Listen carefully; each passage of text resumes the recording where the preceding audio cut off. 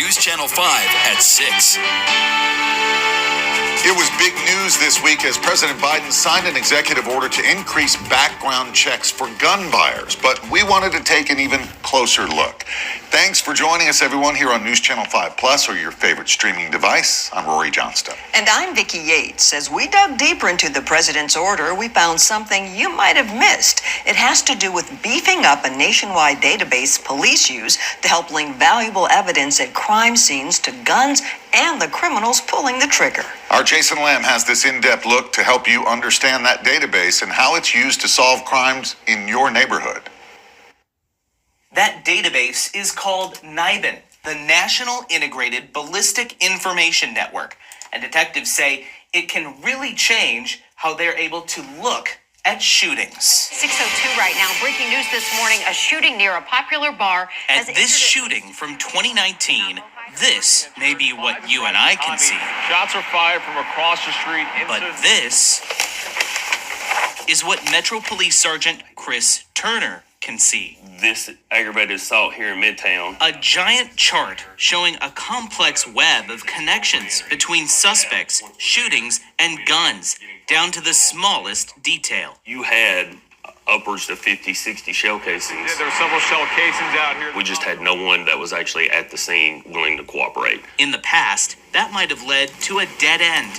But since 2015, We'll just make it a little bit bigger for you. Metro Police have been submitting ballistics data from shell casings Right here's where your firing pin hits. into a nationwide NIBIN database. We call it the fingerprint of the gun. So only one specific gun could leave those exact markings on a shell casing.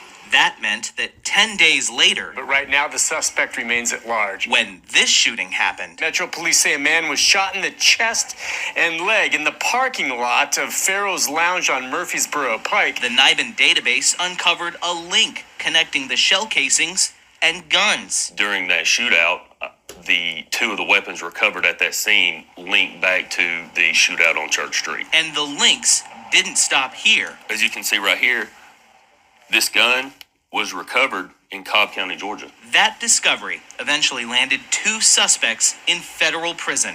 The executive order President Biden signed this week orders federal law enforcement agencies to more quickly submit their shell casing data into NIBIN, data that all participating agencies like Metro Police can see and use. We link crimes throughout the state and throughout the country, and building those relationships with our federal partners is where we're going to make the biggest dent in our violent crime.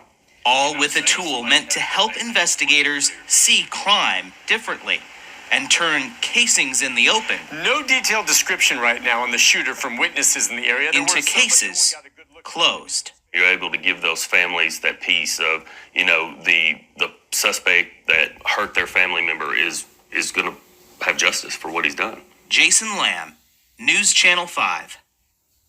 Jason, thank you. Sergeant Turner gave us more details from this year alone. He says so far there have been 125 shootings in Nashville where someone was hit. He says the NIBIN database has helped create leads in about 1 out of every 5 of those cases. Hit that like button and subscribe. I am First Sergeant DK.